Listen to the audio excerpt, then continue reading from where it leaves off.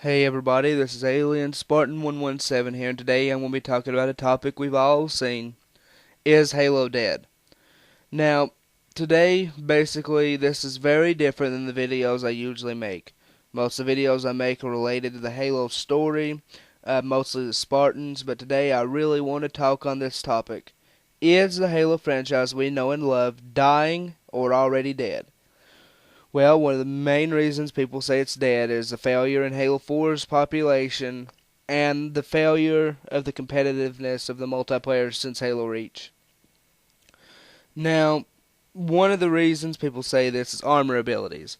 Armor abilities is something that has messed up the gameplay vastly. Some of them work okay, but for the most part, the entire thing of armor abilities does not work. Personal loadouts. Those things, I wish they'd stuck it with, I wish so bad that it had, just back when we all had the default same loadout. I believe that that's the way Halo is meant to play, and it should play. And then ordinances. That's enough said. No more ordinances. If they have to have ordinances, make them to where the same weapon, armor ability, or grenade spawns for everyone. That could kind of keep some sort of balance in a thing which is unbalanced, and I wish they would get rid of them completely. But moving on, now, this is what I want to say. Halo is, not, in my opinion, not dying. In my opinion, it has so much potential. 343 has brought in 4 MLG pros to develop the multiplayer. They've brought in Bravo, they've brought in Dursky, they've brought in Neighbor, they've brought in Ghost and Ami. Those 4 guys were some of the biggest names in past competitive MLG Halo. They are all fantastic people and fantastic players of the Halo. And here is what I believe they can do. They should be able to take what they know and make one of the most competitive Halo games we have ever seen. This is something that Bungie never did. 343, I believe, had enough humility to say, you know what, we messed up with Halo 4, and we're going to bring in some people who can help us. And if you're not a fan of the MLG stuff, then that's perfectly fine. I'm sure there's going to be other things put in the multiplayer as well. I mean, we all know Living Dead will be back and all that. But for the crowd that was mainly to satisfy the competitive, this should go a long way into making something that we really enjoy. Now, moving on, I want to say that Forward into Dawn, the online live-action series made for Halo 4, it was recently confirmed that that thing has surpassed 70 million views online. 70 million. For an online series, live-action series, produced to a supposedly dead franchise. For 70 million does not sound dead to me. And I know people could say, what, the same person is watching that 2 or 3 times. That's still 20, 30 million people. So, I mean, that is a simple fact. Halo is not dying. If I dare say, it's growing. It has so many more books have come out in the recent years than there were in the past. Before, we got maybe 1 or 2 books every 3 or 4. The past 3 years, we got 6 books. And 2 series of comics. One of them is currently still going, Halo Escalation. So that media is still going. In my opinion, Halo 4's campaign was one of the best campaigns that we have ever seen in Halo. I loved how it brought up the emotion of Master Chief. It made him appear to be more than just a walking killing machine. One of the biggest complaints was that it had too much button pushing, and I agree with that. I hope they don't bring that back. And another one of the complaints was that you had to read the books to understand it. I agree. Even though I love having stuff in the books and the games, I agree they should have made it more. They should have done a better job explaining who the Diadact was. And they should have done a better job explaining the Infinity and why humanity is so strong just 40 years after the fall of the Covenant Empire. Now, we that read the books know the answer to this, but people that don't, they didn't have a clue. Last they seen, humanity was on its knees. So that's something they need to do a better job on. But Halo is not dying. It has so much potential. These multiplayer guys have so much potential. The Xbox One delivers so much potential. I hope that the Forge, I hope they deliver a Forge, I won't say right now a Forge universe, let's just say that, a Forge universe map that is so huge that it makes Forge World from Halo Reach look like Sandbox from Halo 3. That is how much bigger the thing should be. With Xbox One able to support massive open worlds, there's no reason why we should have a massive Forge area. Now, you can put in the comments below if you would rather have one massive Forge area or multiple small areas like was in Halo 4. But I'm going to bet that most of you are going to say you'd rather have a big area back. Could you imagine an area that size with custom game possibilities? Custom games alone is what is keeping Halo Reach somewhat alive. The Assassinations game type, I know I personally see people still always playing that. And that's one thing that Halo 4 didn't have. If it had, it would have went a long way to add into its longevity. And we all got to admit that if its customs had been really good, it could have added to its longevity even if the multiplayer was bad.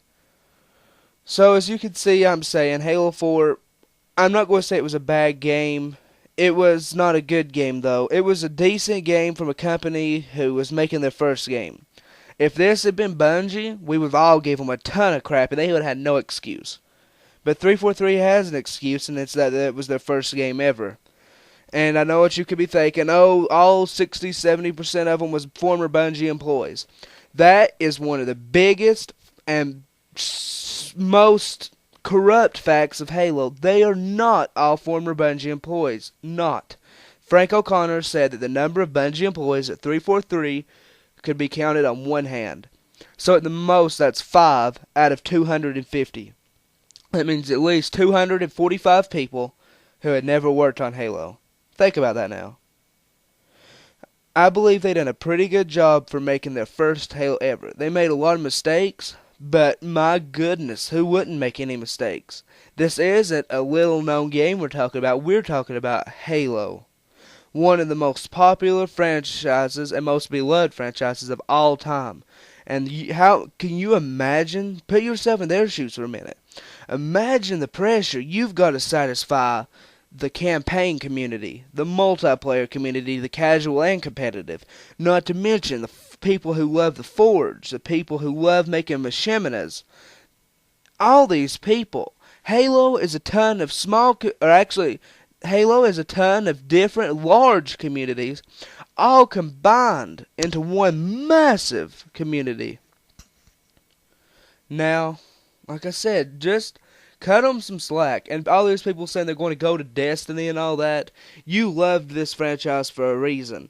And all the good times that you've had on this franchise, playing multiplayer with your friends, custom, campaign, whatever it is, don't you think that you yourself should give this game, which gave you so much good times over the years, one more shot? Just one more. If Halo 4 was your final shot, remember it was the first game. With the Xbox One, it being on Xbox One is the reason you should give it one more shot. Because so many possibilities. Remember that Forge was a brand new game type we got on Halo 3. And it's very possible we could get a brand new groundbreaking game type in Halo 5. So, all I'm saying is Halo is not dead. 343 says they have Halo planned out for the next 20 years. So, this game is nowhere near dead. In my opinion, we're just getting started. And that's just a homage to Halo Combat Evolved. But, in my opinion, we're just getting started. It's nowhere near finished. We have a franchise that we love, which still has over a decade left in it. Maybe 2 decades. And then, at the end of those 2 decades, all you have to do is make another groundbreaking game, or at that point maybe even a movie. And that's going to bring... Halo's lore has so much possibilities in the story, so much, that this story, produced in movie form or whatever, could keep the franchise alive. It could become the next Star Wars, in my opinion. Would the multiplayer still be relevant then? Yes, but it would depend on how relevant the games were. But Halo, as a combined entity, has so much potential. This franchise is nowhere near dead. It's just mutating into something different. Hopefully it mutates multiplayer-wise into something back more familiar, like with the competitive. But at the same time, we would be lying to ourselves if we said we were going to get something exactly like Halo 3. But Halo has so much potential. Thanks for watching, and please subscribe. I usually don't make videos like this, but this is something I've had on my mind for a long time, and I just want to say there's hope. Halo that we love, is not dead. It's nowhere near dead. Just because Halo 4 has a bad population does not mean the game is dead. Halo 3 has a low population. Does that mean Halo's dead? No, it means it's a 6-year-old game. And yes, Halo 4 has only been out for 1 year and it should have a lot higher. But I'm just saying, there's still a ton of people who love Halo and can't wait for Halo 5, including myself. This franchise is not dead and still has a ton of potential. Thanks for watching. Please subscribe and talk to you later.